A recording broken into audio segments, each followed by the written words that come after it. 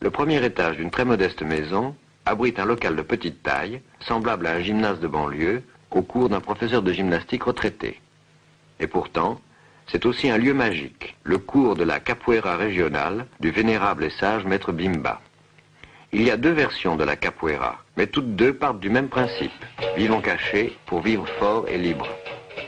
De l'extérieur, la capoeira est une sorte de danse. Une danse que les maîtres, regardant leurs esclaves s'agiter en mesure au son du berimbau, prenaient pour une belle et bonne danse, et qui était en fait un instrument de combat, un système cohérent et délibéré d'entraînement au combat, l'équivalent exact du jujitsu ou du karaté. Un karaté déguisé en pavane, en forlane ou en menuet, devant les maîtres attendris et inattentifs. Caché derrière la danse, un sport violent et efficace comme le judo, ayant son rituel, ses règles précises et sa raison secrète, forge une arme de combat.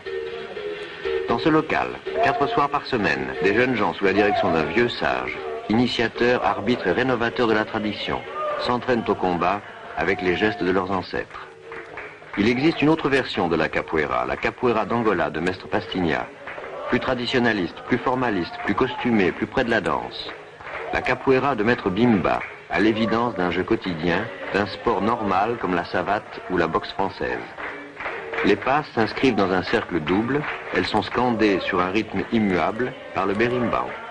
Ce sport, ainsi que le pratiquent les élèves de Maître Bimba, est un indice de première grandeur, la preuve que les anciennes structures africaines s'étaient maintenues intactes dans une volonté de combat et de liberté.